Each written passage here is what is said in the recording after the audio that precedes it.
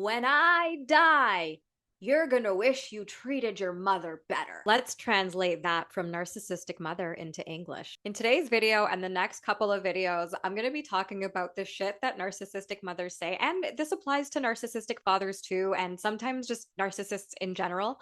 They all kind of follow the same playbook, but I'm gonna say narcissistic mothers. So if the narcissist in your life is not your mother, just replace it with whoever it is and it will still apply. So, as most of you already know, my narcissistic mother died in 2020. So, this is like 5 years ago now because I'm making this video in 2025.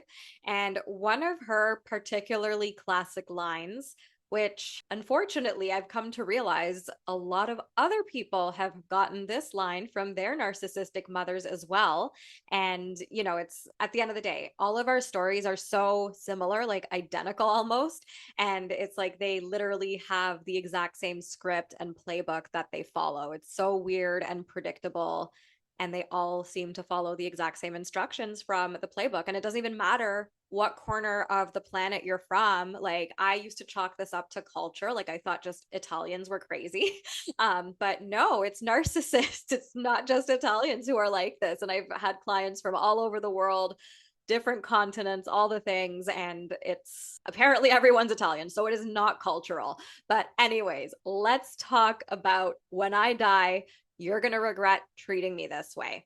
And it's just such a horrendous thing to say because, like, you're manipulating the other person with your mortality because, like, we're all going to die. And it wasn't until I actually did my inner work that I realized I didn't actually treat my mother badly. If anything, she treated me badly. She abused me for my entire life, but they love to project. And so the only way that I treated her badly was like if I set boundaries or if I said no to her or, didn't do what she wanted me to do. Therefore, that made me like treating her so badly. And therefore, I'm going to be so sorry when she dies. And it's been 5 years. And first of all, I'm not sorry. Second of all, I didn't treat her badly. I was just having a normal reaction to abuse. And, I was becoming an autonomous adult. And that's not treating somebody badly. But reality doesn't have a good look for narcissists. So it was just in her delusional mind that I was just such a terrible daughter. And just another thing, too, that I just want people to understand, like any adult child of a narcissist, like it is not your job to be a good daughter or a good son or a good child to your parent. That is such a skewed, messed up, like ass backwards way of looking at things. Like they need to be good parents. They need to just not abuse their kids. And at the end of the day, like I saw a meme recently on, I think probably Instagram, where it said something along the lines of like, oh, my mom is disappointed in me for becoming such a bad daughter, or my mom's disappointed in me for being such a bad daughter, but I'm not that impressed with her behavior as a parent, so I guess we're even. So I just thought that was hilarious. And if that helps you look at it in a different light, then awesome. And so when a narcissistic mother says, when I die, you'll wish you treated your mother better, in English, what that really means is, hey, your reaction to my abuse is pissing me off, so I'm going to pull the ultimate weapon, the when I die card. And they say this in order to make you feel guilty and full of regret so that they can keep controlling and abusing you.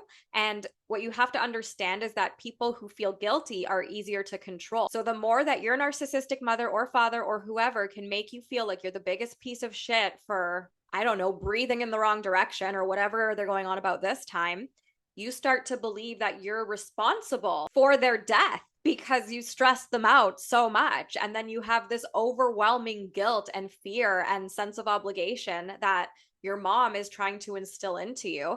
And, that really does do the trick. And then you're more likely to stick around for more abuse because you feel like you've done something so bad and you're like a murderer. But the reality is, like, they're literally just dangling their mortality in front of you. Okay. And like your reaction to the abuse from your parent is like not the problem. It's normal. Anybody would react whilst they're being emotionally abused by somebody, especially, their own mother. Like that's In my opinion, like having a narcissistic mother is the ultimate betrayal because that's the one person that you're supposed to trust by default. You're biologically wired to trust this person, and they're doing the worst thing possible to you. They're literally affecting your brain chemistry, like the landscape of your mentality is being scrambled just to soothe her pathetic little ego. And so you having a reaction to all of this shit and trauma that you've been through is not the problem. And the real problem is the fact that they are abusing you. Okay. So I just really want you to understand that because when we've been gaslit for our entire lives and manipulated for our entire lives, it's so easy to think, oh my God, it's my fault. I did something wrong. I'm causing all these problems. I'm such a terrible daughter. If only I could, I don't know, tolerate the abuse better or like not be so sensitive or whatever, which you are not too sensitive. You are a normal human with emotions who would react, and like anybody going through what you went through would have reacted the same way. And nobody is supposed to know how to handle abuse from their parents because guess what? Parents are not supposed to abuse their children. Let's be honest, right? Like it's just not supposed to happen. And so the way you react is just the way you react. And that is not the problem, but they make it the problem. So you get distracted and you start to really internalize, this belief that, oh my gosh, I'm the issue. I did something wrong here and I need to try harder. And that's you giving your narcissistic mother supply. If you don't know what supply is, there is somewhere up here, you will see the link to go to that video on what exactly the narcissist wants. And really, the when I die card is just another trap to get more supply from you. And, like not to be morbid or anything, but we're all going to die one day. Like, nobody's immortal. Realistically, every single human who is alive is going to die. Every single human who has lived has died. Everybody's going to die. Like, it's just part of life. There's only two guarantees. No, let's say three guarantees in life. Number one, you're going to die. Number two, taxes. Number three, the narcissist is not going to change. And so just because humans are mortal, it doesn't mean that they have the right to be abusive or that abuse should just be accepted because that person who's abusing you is going to die. Okay, using their inevitable death as leverage is so twisted, and it's literally just a way for narcissistic parents to control their children, and it's not cool. And I'll share a little bit of my own personal experience with this. When I was going through it as a child, I would really internalize this quote of like, when my mom dies, I'm going to be so sorry. And I would have these horrible thoughts. And, like I was an 8-year-old kid literally thinking, would that make me a murderer if she had a stroke and died because I stressed her out so much?